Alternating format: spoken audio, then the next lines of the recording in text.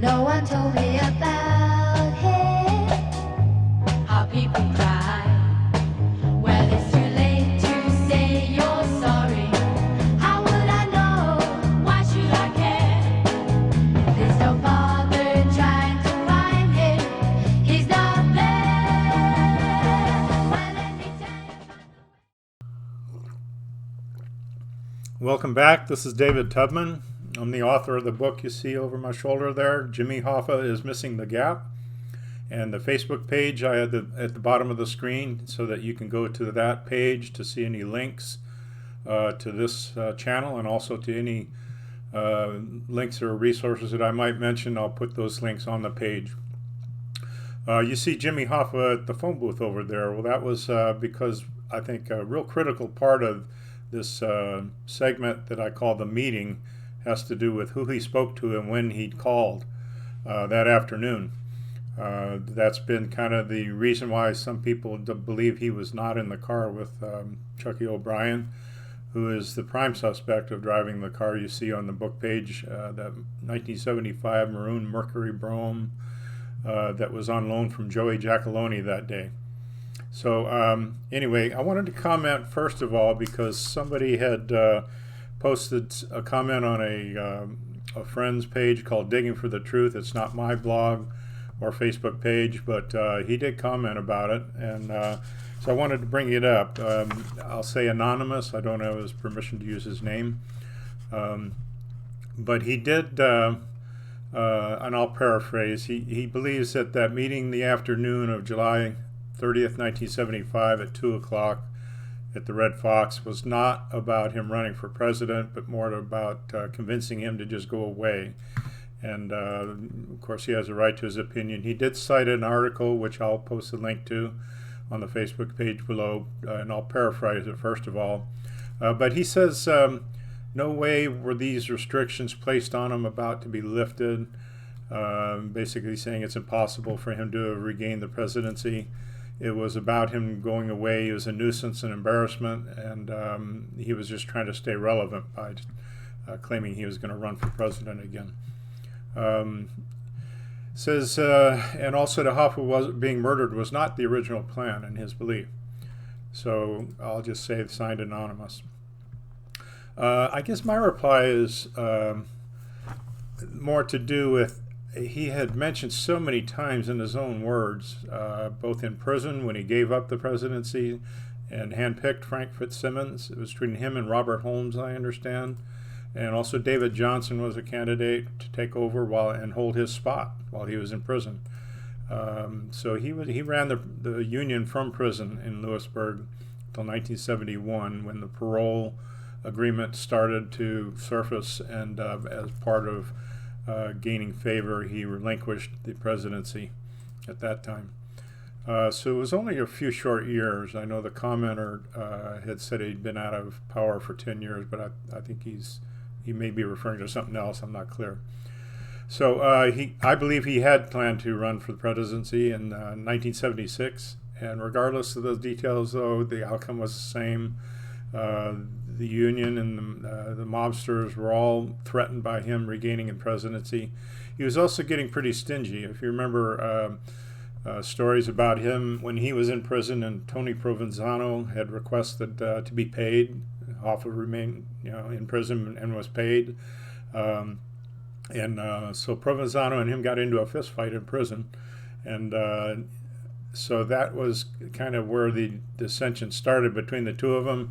They were allies and friends before that, but Hoffa was, by the book, he wasn't going to give in, and he was getting stingy as far as that. Plus, I think he had also turned down a $9 million loan Provenzano was trying to negotiate for some developments in either Miami or Vegas. So between that and just bad blood, the two of them were type A personalities, and Provenzano, may have thought that he had the upper hand. So anyway, this commenter cites the August 13, 1975 New York Times article by John M. Crudson, and I'll link that, like I said. It kind of recaps a little bit about the events of the afternoon Hoffa disappeared. The summary is that even more outlandish theories agree that Mr. Hoffa owes his fate, whatever it may be, to his increasingly persistent efforts to restore his lapsed influence over the 2.2 million member union. And most likely Hoffa was abducted and killed by his enemies. And it says either Teamster union members, organized crime, or others, and it remains a mystery. It's said that Hoffa returning to power is not the best scenario for organized crime. Fitzsimmons was favored. That's correct. Hoffa fled on his own to avoid being killed and staged his own disappearance, which we know that's not true. And unlikely was Hoffa knew the outcome of the appellate decision, whether it was about to be announced. So he may have been trying to maybe lean people towards fighting it further, I guess, is what it's insinuating. I am aware of some other options that were offered before that meeting, and it would have been from the Giacalonis and other mob guys that would have offered him kind of a severance or payoff. I know it was in excess of $1 million to just, he's done his part, he's made the union what it is, great job, pat on the back, and just enjoy your family now the rest of your life. Here's a bunch of money. But I don't think that appeased him.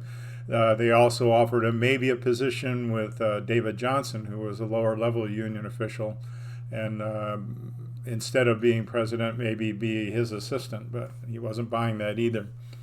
The article does agree, though, that Fitzsimmons had developed a penchant for the presidency and didn't really want to give it up now at this point. He enjoyed the perks. Okay, so with that out of the way, I am going to cite a little bit from the articles that this person had linked, and one in particular I'd seen before, which I'll get into in a minute. But leading up to this meeting, there was a lot of friction going on between Fitzsimmons and Hoffa, death threats on both sides. And leading up to it, there were things going on in Detroit that were really uncharacteristic of the way the Detroit mob did things. They didn't like keeping things in the limelight like they did on the East Coast. Somebody being whacked, they made a big deal out of it. Detroit was low key, and they were successful because of that. They ran some legitimate businesses as fronts. And some not so legitimate businesses, and they muscled their way basically into power in Detroit, and they were pretty satisfied with that arrangement. But things started to kind of mount up in 74 and 75. I'll mention a few. In 74, July of 74, there was a cabin cruiser belonging to David Johnson that was blown up. He was a 69-year-old president of Local 299. He was a strong Hoffa supporter, but his cruiser was blown apart. There was a car belonging to Richard Fitzsimmons, it was Frank's son, that was blown up. And Richard was the vice president of the Local at the time. The car was blown up, but he was tucked away safely inside Nemo's, which is downtown Detroit. It was a frequent hangout. And so that seemed, whenever a car was blown up and nobody's hurt, you figure that's just a major warning that next time maybe not be so lucky. So that was going on, and I think Fitzsimmons was trying to frame Hoffa in that, saying, look what he's trying to do to keep me from running for president. He's trying to scare me or whatever. So I think that was kind of tantamount to things being a little out of control in Detroit. I've also read that the union offices were sprayed with gunfire by somebody. I don't have that information on hand at the moment. But so anyway, the anonymous person cited another link. And this one I'd seen before, and it's excellent. It's in 1997, the Free Press did kind of a recap of the Hoffa events, and they cited a lot of information that had come out earlier that year in 97, which was the discovery of the Hoffas memo. And those were the FBI interrogation notes about witnesses and what they believe happened, and it was really extensive. Had 85 pages of who's who, who they talked to. It names a whole bunch of people that were in the news and who were suspect. So I'll give him credit. That was a major bit of information, and I'm going to cite that, of course. I'll talk about that a little bit here. In case you just want to search, the Hoffas memo was a pretty detailed report. Oddly enough, it was found in a deserted recreation building in Detroit at the bottom of an old file cabinet, not guarded or protected, tucked away anywhere, and that was really strange. But whoever found it presented it to David Ashenfelter, who was a well-known, renowned Hoffa reporter at the time. And it can be viewed at the Wayne Education site, which I'll cite, and it was published, I guess, in different parts back in August 1997 by Michael Betzel. It was in the Detroit Sunday Journal. So I should point out to the commenter before, though, that it supports the expectation that Hoffa would have won his appeal to overturn the restrictions. On page 4, it says, yes, it was widely rumored among union officials that Hoffa's parole restrictions would be lifted. So that was a pretty strong belief, not just Hoffa saying that was going to happen. So getting a little closer to the meeting here, in May and June of 1975, it was about 6 weeks before Hoffa's abduction. He goes to a retirement party for a George Strandloff, who was president of Local 247. And there are 10 people at the table seated with Hoffa, and one of the persons was Detroit attorney Ron Presbenda. And he was in charge of the severance fund for the Teamsters Local 299.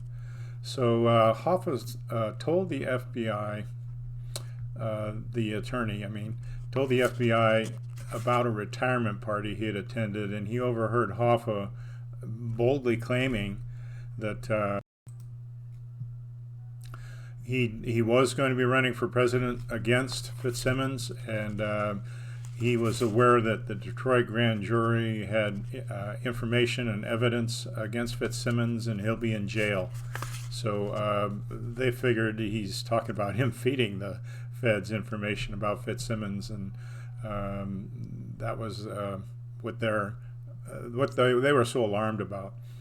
So Hoffa vowed he was going to be back in control. He'd do away with all the Las Vegas type loans in an effort to clean up the Teamsters, and they had loaned over $4 billion at this time in both Florida and Las Vegas for casinos and other projects.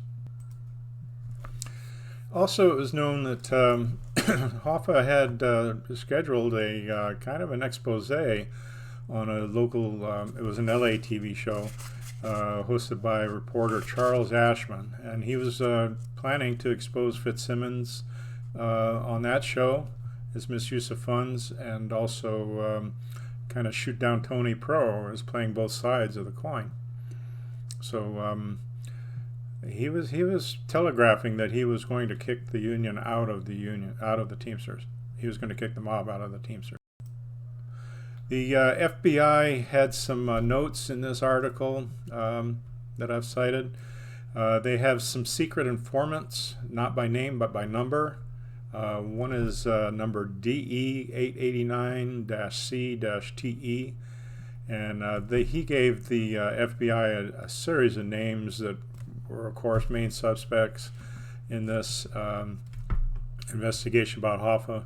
I'll just kind of scan through a few here. Of course, going from the top down is Anthony Tony Z. Zerilli, and actually he was acting boss of Detroit because his father, Detroit godfather, Joseph Zerilli, was in prison at the time.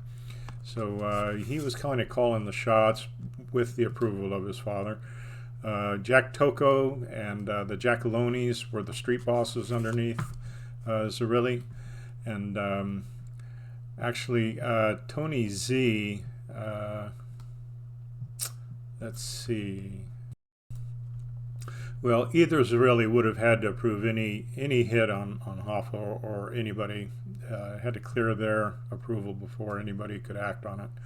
So Jack Tocco was aware of this. He was married to Zerilli's daughter, and he was on par with the Giacalonis, a street boss. Anthony Giacalone, Tony Jack, and Billy or Vito Giacalone, brothers, were both street bosses. Tony was quiet, a man of a lot of words, but very violent. He was known to be extremely violent, vengeful, and Billy Vito was more the happy-go-lucky enforcer, but he was an enforcer. There was Raphael Jimmy Q. Quasarano and Peter Bozy Vitali, and they both men owned and operated the Central Sanitation in Hamtramck and also the Market Vending. They were both known as hitmen, and really influential as far as getting things done in Detroit area. They kind of powered up all the Grecian Gardens, the Eastern Market, Greektown section of Detroit, and their offices were down in that area. Also, they had offices at the Central Sanitation. That was under scrutiny of the FBI because of all that affiliation, and most mob guys stayed clear of there. Then there were other Vitalis. Paul the Pope Vitali was also a co-owner. He was a brother of Pete Vitali. The Corrados, there were several members of the Corrado family that were also married. Everybody intermarried each other's family members, not incest, but just to keep the connections tight. So there were two sons, Anthony and Dominic Corrado, and they later took over Tony the Bull, Anthony Tony the Bull Corrado, as far as being in charge of Central Sanitation and other businesses. Going back to the 30s and 40s is where the father, Tony the Bull, was the main. Then, of course, there's Tony Provenzano, Anthony Tony Pro. He was part of the Genovese crime family out of New Jersey, the East Coast, and union official. When he got out of prison, he and Hoffa went at it again. They were at the Americana Hotel in Miami Beach, and they got into a fight again over their differences. Other names I'll kind of scan through. We'll go into them more later. Charles Linton or Chucky O'Brien, Little Lenny Schultz, Louis the Pope Lintow, Salvatore Sally Bugs Brigiglio, Gabriel Brigiglio, his brother, Stephen and Thomas Andretta out of New Jersey. The Brigiglios are out of New Jersey as well. Ralph Picardo, now he was a guy that was in prison, but he talked about being contacted and told that the Andrettas were going to have something to do with a hit on Hoffa in the future. There's Joseph or Joey Giacalone, the son of Tony, and other names would be Roland McMaster, kind of a brute, heavy, big guy, real intimidating. William Buffalino and Russell Buffalino, brothers, both attorneys. Russell Buffalino's daughter, her name Grace, was actually having a wedding in Detroit on that Friday or Saturday around the 30th and 1st of August, 1975. Then, of course, Frank Sheeran, the subject of The Irishman, who claims he shot Hoffa on Beaverland in northwest Detroit. And also subject of the book by Charles Brandt, I Heard You Paint Houses. There was another secret informant, they refer to him number DE654CTE, and he's the one that claims Tony Giacalone and Charles O'Brien, Chucky O'Brien, were both involved in the hit. O'Brien did the pickup and delivered to Giacalone's men, Hoffa, and East Coast crime families were fully aware of all the events. So I did run across a couple of videos, interviews. Hoffa was, when he got out of prison, he was all over the place talking to people about prison reform and what they should do to change. And a lot of it did make sense. As a matter of fact, one on Dick Cavett went into a lot of detail. He also said that Nixon wasn't aware of the restrictions and that Hoffa himself signed that parole agreement without any restrictions being mentioned, and that it was to Chuck Fitzsimmons that had convinced Frank Fitzsimmons that had convinced Chuck Colson to add these restrictions into the agreement after the signature was already on the paper. So that's according to Jimmy Hoffa. Colson said that he would fulfill the agreement and have Hoffa out by Christmas. Well, he was set free on Christmas Eve, 1971. Immediately they had a welcome home celebration at Carl's Chop House, and that was put on by the Restaurant Workers Union. There's a video and other things of Carl's Chop House. But there was another follow-up on New Year's Eve, and they were the friends and family of Hoffa, and that was put on at the Raleigh House in Southfield. And that's mentioned in my book as far as being a key place. So anyway, those two celebrations welcome him back home out of prison. I'm just going to go fast forward now. I've already mentioned some other events that happened, the violence and everything. Now, Chucky O'Brien and Hoffa were at, at a distance for about 8 months. And that was because Hoffa didn't approve of his dating a dance hall girl in West Memphis, Arkansas, just outside Memphis, Tennessee, Brenda Goldsmith.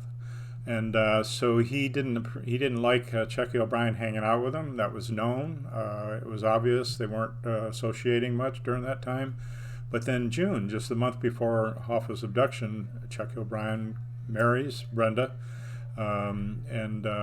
According to James P. Hoffa, after the abduction, he had stated that he knew of at least 8 times where James Hoffa had tried to reach Chucky O'Brien and bury the hatchet, mend the fences, but O'Brien never returned any of those calls. So that to me points to Hoffa being willing to get in a car with Chucky O'Brien, maybe not the other way around, because O'Brien was half Sicilian. He took it personal that Hoffa was telling people he was going to out the mob from the unions. So he was spreading word around that Hoffa was a rat at the time. I'm not saying he knew completely what the plans were. Maybe he was unwittingly used to drive Hoffa, and nobody knows. And nobody's going to be convicted of any of this, and not even Chucky O'Brien, who was the strongest suspect as far as driving the car. His fingerprints were on the 7-Up bottle in the front of that car when they impounded it on August 9th. So he marries Brenda Goldsmith. He's back in town to clear out his desk. As I said, he was making $45,000 a year in Detroit. He owed tons of money to both Giacalone and Fitzsimmons, and that was being covered during that time period, hundreds of thousands of dollars between the two. So he goes from $45,000 in Detroit. He's given a new position finally that Hoffa never gave him with the union, heading up in Florida. And so he goes to making $850,000 a year that very week. He was in town to clear out his desk for the move. Didn't have his car, which was one of the reasons why he was loaned the car from Joey Giacalone that day. Now, he claimed he didn't have access to the station wagon, the union car that was in the parking lot. The gentleman that had the keys and was in charge of the station wagon, it wasn't a luxurious car. I don't know, it would have impressed Hoffa to show up in a station wagon. It seems that the Mercury was more appealing. So I think that was one of the main reasons why that car was chosen, not the station wagon. O'Brien said the keys were lost. The guy that was in charge of it admitted the keys were there hanging on the hook. He could have taken it to deliver this fish to Robert Holmes in Farmington Hills. O'Brien said it was a 45-pound salmon, and the receipt on the shipping records show it was more like 14 pounds, and that a girl had signed for it at the union office about a little after 11, between 11 and 12 that morning on the 30th. So the just days on the 26th, well, first on the 25th through the 27th is a time period when there were some meetings going on behind the scenes. The FBI knew about them. One of them was on the 26th was at Larco's, and this was I guess observed by the FBI, and it was between Frank Fitzsimmons, Peter Vitale, and Quasarano, again from Central Sanitation owners. And that was substantiated by the desk clerk at the Fairlane Inn in Dearborn. I think it's on Ford Road. And he said that there was a set of keys to either a Mercury or a Lincoln. They would have looked the same, but they were given at the front desk for Fitzsimmons to use the car during his short stay. He checked out the next day on the 27th. So my documents show the 26th to 27th. I think Scott Bernstein did a really good article, which I'll link. And maybe he's right, I don't know, but he says it was, he checked in on the he arrived on the 25th. But according to the desk clerk, he checked him in at 1 a.m. on the 26th. Could have been the night of the 25th, per record. But Frank Fitzsimmons said, no, he ate at the Carl's Chop House on the 25th and 26th. And there was one guy that denied that, and that was Jose Acevedo. He was the manager of the Chop House. At first he said Fitzsimmons wasn't there, but a while later he recanted and said, oh no, I made a mistake. He was here both nights. But Larco's was on 6 Mile in Detroit, and I'm going to go with that. Even though Mike Larco, the owner of Larco's, said Fitzsimmons wasn't there, all of them had reason to change their story. FBI was assured he was there. On that very same day, it was a Saturday on the 26th, that's when Tony Giacalone and Vito Giacalone paid a visit to Hoffa at his cottage on Lake Orion. And while there, they helped him lay a carpet in the guest bedroom. And the reason for going there was to set up a meeting. They had enticed Hoffa to agree to it with Tony Provenzano and the Giacalones to kind of mend fences there, that he needed Provenzano, the East Coast union members, to back him if he was going to have another bid for presidency. So Hoffa understood that. He was all for it. He was actually excited about the meeting. So that was set up for July 30th, 2 p.m. at Malchus Red Fox. He made a memo and left it on either his wall calendar or nightstand. There's two different stories on where that memo was found. And so Josephine was there. She answered the door, and she overhears Hoffa on the phone to an attorney, and she quips that Tony Pro is not your friend. But he doesn't reveal details to Josephine. He keeps her kind of at a distance from goings on.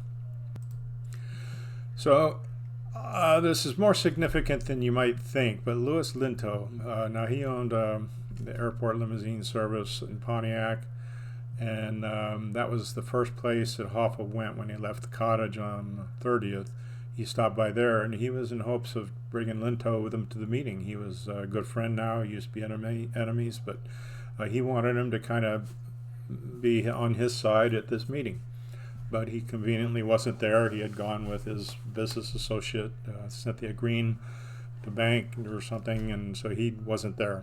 Other members of airport limousine service limousine vouched for Hoffa showing up about 1:15, 1:20 on the way to Red Fox.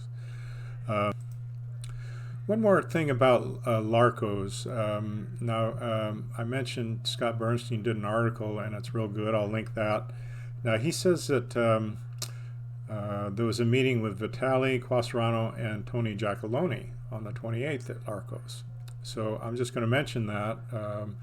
I didn't see a lot of detail on that in his article, but I'll look into that and get back to you. On the 29th, the day before his meeting at the Red Fox, Louis Linto calls Hoffa again, this is making it more significant, Louis Linto's involvement. He says, so what are you doing tomorrow? And Hoffa had told him when he showed up at the cottage after the Giacalonis left, he said, yeah, I got this meeting on Wednesday at Red Fox at 2 p.m. We're going to go over, Tony Provenzano and I are going to go over me running for president again. So he acted dumb, or maybe he was just making sure Hoffa didn't forget to show up at the meeting. I don't know. Nobody knows. The FBI said that he was a liar when they interrogated him in the Hoffas memo.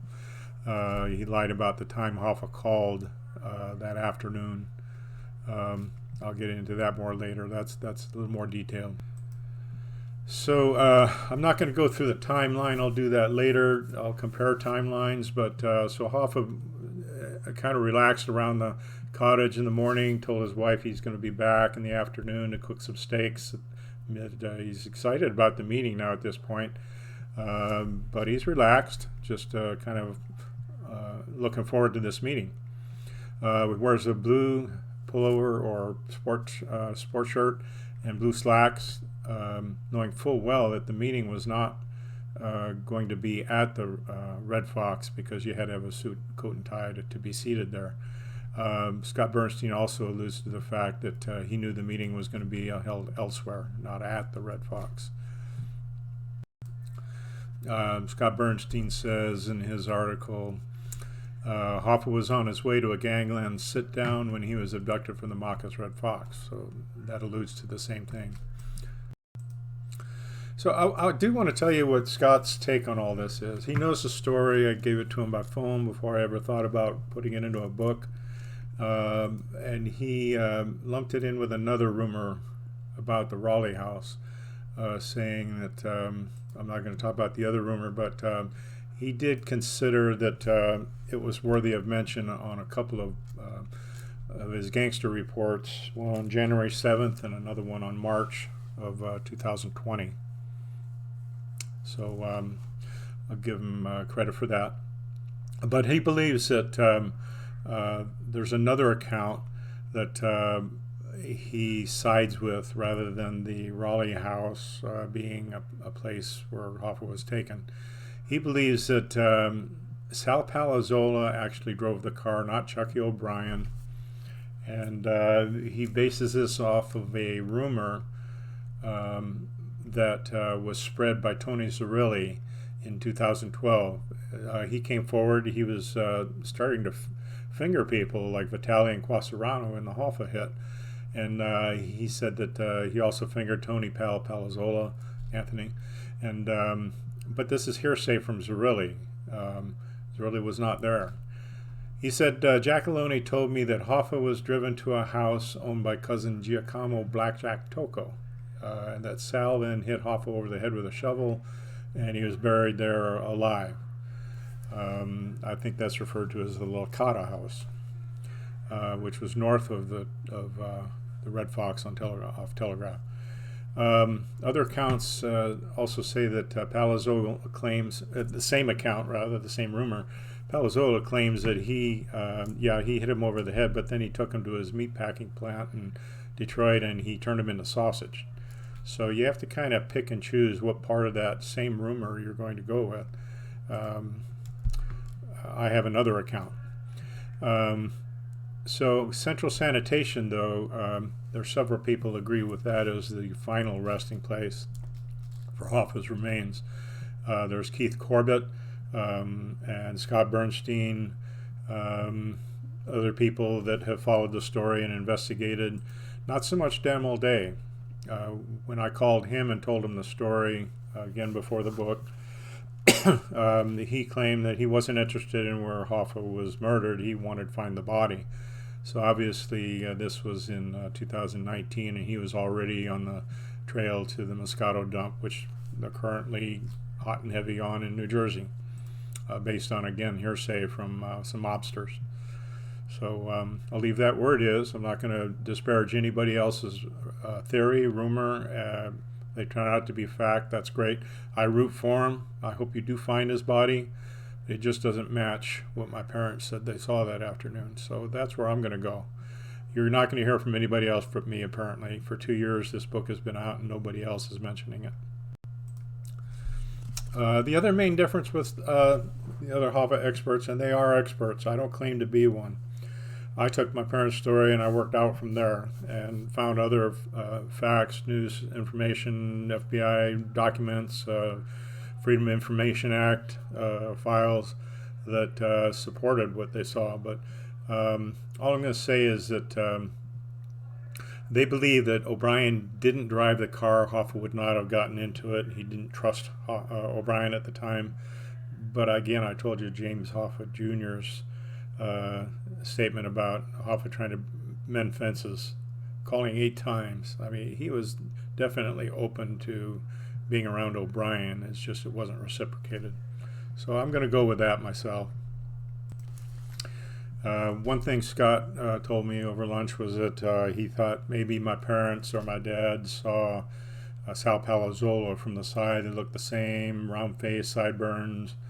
But when I tell the story, I think you'll see how that's not likely. So regarding central sanitation, again, like I said, I'm going to cover the actual meeting notes and the eyewitnesses that saw Hoffa at the Red Fox that afternoon.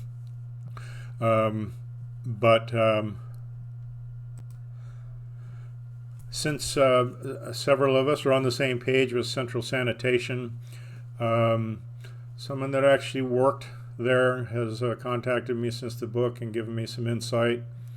I can't mention names, obviously, but the claim was that Tony Giacalone was actually at sanitation in spite of mob guys being forewarned, don't come here, the FBI has got eyes all over us. And he was just kind of walking, pacing through the premises. So who knows why, what, he didn't make sense at the time. It was before the abduction.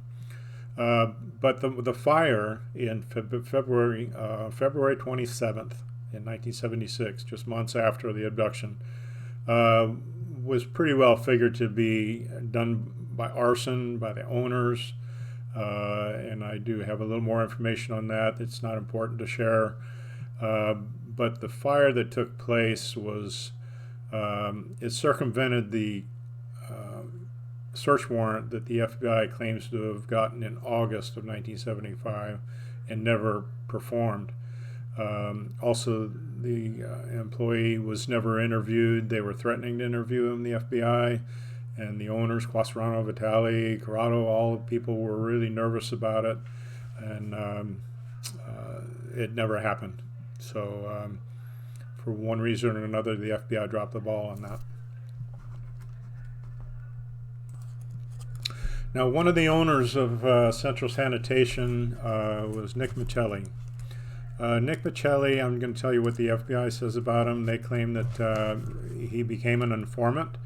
He did finger, like I said, Quasarano and Vitale, but he was married to Vitale's daughter. And even though he became an informant, a rat, there was a lot of anticipation he was going to be taken out. But Vitale was tapped on a phone conversation with Quasarano, and he said, I'm not going to turn my daughter into a widow. They had kids, and so the hit was never materialized. He moved to the West Coast, actually, after coming forward to the FBI.